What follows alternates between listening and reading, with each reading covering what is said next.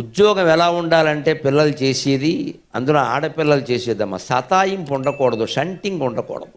సతాయించని రంగమందు కొలువిచ్చితివై. ఎందుకంటే షంటింగ్ ఉండొద్దు, ఒత్తిడి ఉండదు. 30 రోజులకి 20 రోజులు ఒప్పేసుకున్నాం అనుకోండి, ఏమైపోతుంది, ఉన్న 4 వెంట్రుకలు కూడా ఊడిపోతాయి మొత్తం. ఎక్కడ తిరుగుతాం ఇదంతా? వేళ ఇక్కడికి వచ్చి మాట్లాడామంటే రేపు రెస్ట్ ఉండాల్సిందే ఖచ్చితంగా. అలా వరసపెట్టి ఒప్పేసుకుంటే ఇది మన సంతృప్తి, ఇది అంతే.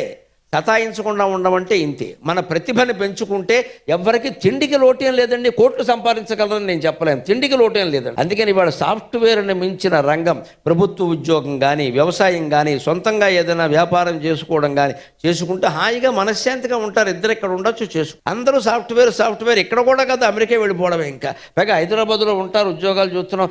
11 మధ్యాహ్నం 1 గంటకు మొదలెడతాడు, రాత్రి 1 గంటకు కానీ మొగేది ఉద్యోగం. నిద్ర లేదు, పొద్దున్న లేవలేడు. ఎందుకు వచ్చిన ఉద్యోగం ఇది? ప్యాకేజీ అంటే లీకేజీ. 36 లక్షల ప్యాకేజీ ఉండే, నెలకి 3 లక్షలు ఉండే, నీకు మనశ్శాంతి లేదు కదా.